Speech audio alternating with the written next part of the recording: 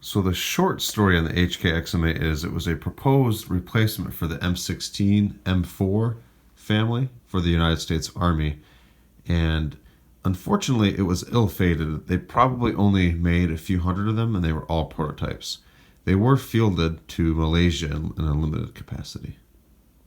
The objects you see here are actually from a real XM8. These are real XM8 parts, or were intended to be for the XM8. We'll go ahead and start with the Camillus bayonet. Camillus had a limited production run for these bayonets. These are actually pretty decent bayonets, really sharp, has a serrated edge here. This is for the XM8.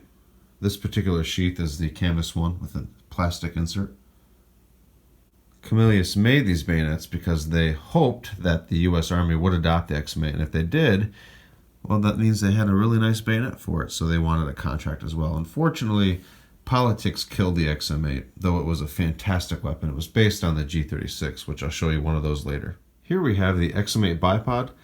Now this handguard, we'll get to the handguard in a moment. This handguard has little indentations intended for a bipod.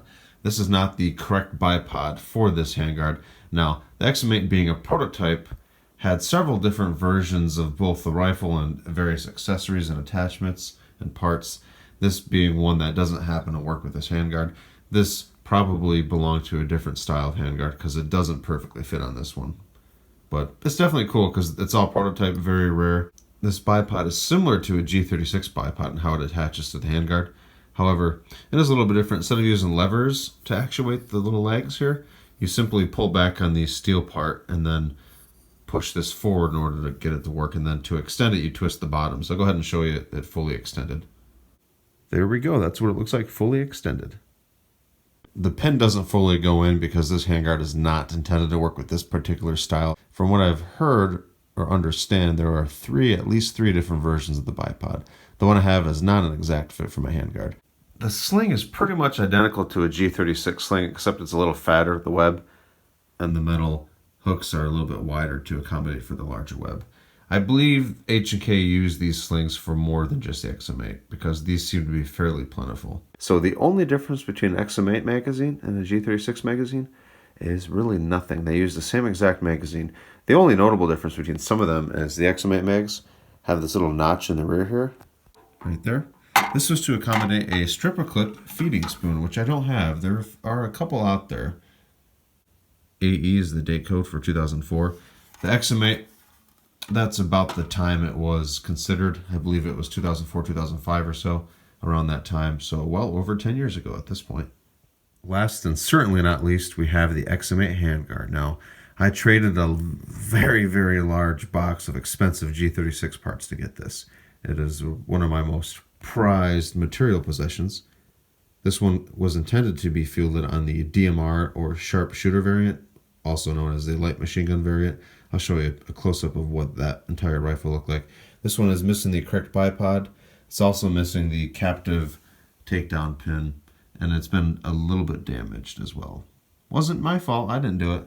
That's how I received it. Pretty cool. I like this just as is. The side rail mounts are called PCAP, P-C-A-P.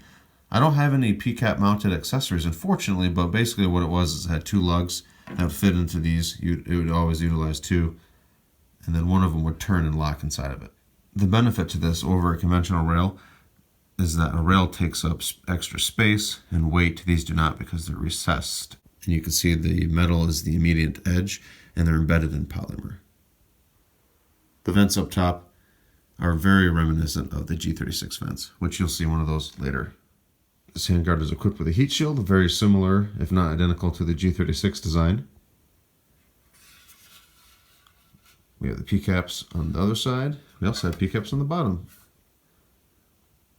You can mount lights, Picatinny rail adapters, and you can also mount vertical foregrip, which I don't have. I'm trying to get one, but they're very hard to obtain. We also have a pin that's captive with a spring. This is very similar to a G36 pin to retain bipod. These little moon-shaped indentations are for sling attachment.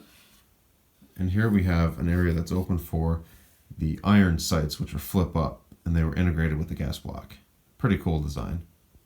This is the model of XM8 my handguard was made for. As you can see, it has a larger optic, a 100 round drum magazine, integrated bipod, This is a compact variant. And the next one we have the baseline carbine, which is what the one I have is modeled after. And I'll show you that later as well. As you can see, the G36 family is very similar to the XM8. Even as far as variants go. Here we have a G36K up top and an XM8 on the bottom. These are actually made from parts using an HK SL8 as a host rifle. The G36 up top is an SL8-1. The XM8 on the bottom is an SL8-1 as well.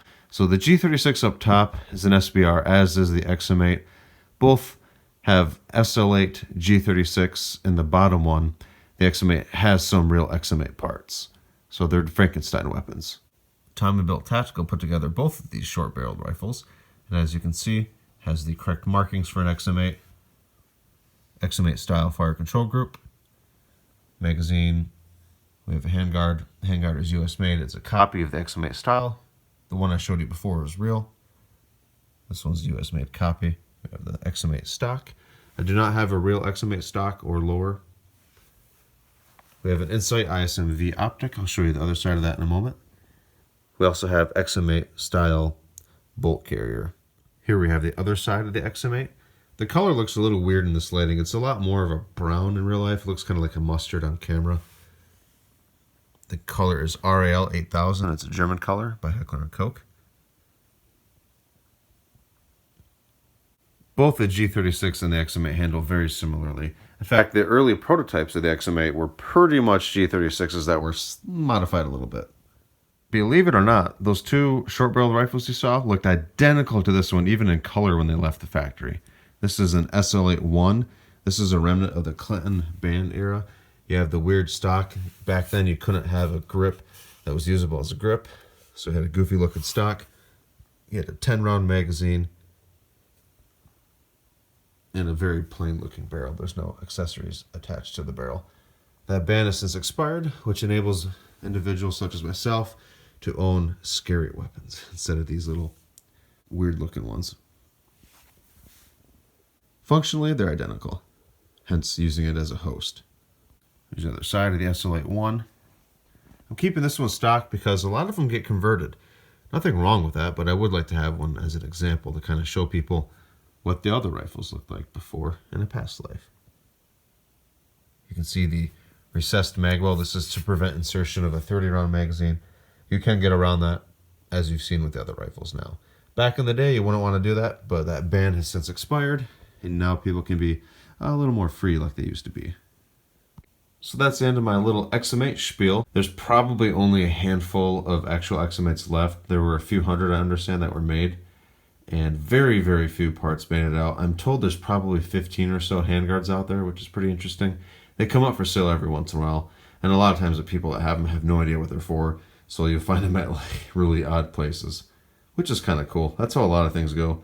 They're so rare that nobody knows what they are and what they're worth. Morning, buddy. You spent a lot of time outside, didn't you? Yeah. Well, welcome back. Go ahead and get you some breakfast, okay, little buddy? Get you some breakfast, yeah. You gotta be hungry. Cinnabon, would you like some wet cat food this morning? Okay, I'll go get you some. Yeah, look what we got today. Ready, buddy? Ready? There we go. There.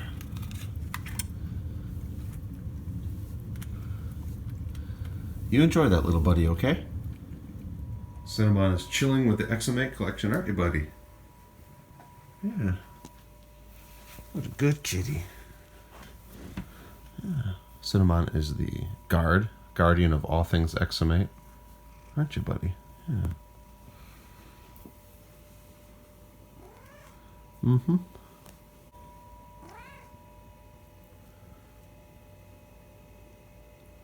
Well, thank you all for watching, and I hope you have a terrific day.